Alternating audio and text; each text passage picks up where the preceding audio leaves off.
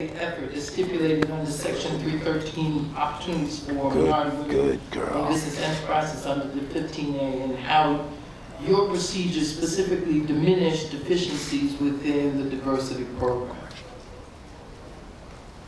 I know that's one potentially some agencies, but like. As you mentioned, Madam Chair, Section 313 outlines specifically what measures could take effect.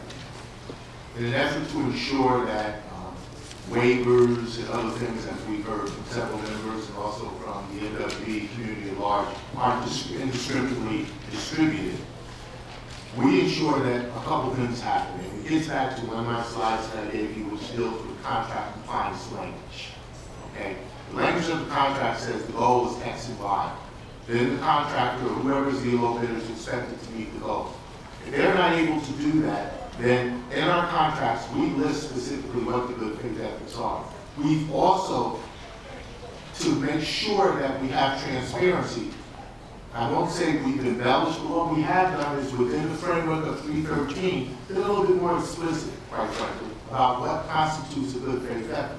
In other words, if a contractor or a low bidder attempts to get a waiver from the dormitory authority, there's no yes and no answers.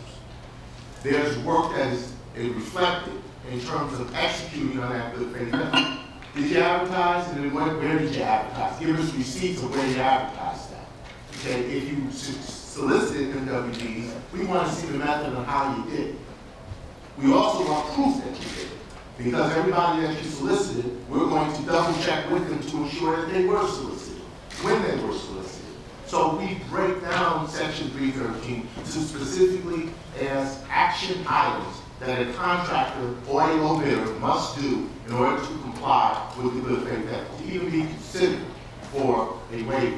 And then there's the other side, where there are contractors who are not compliant, they have not made a good faith effort.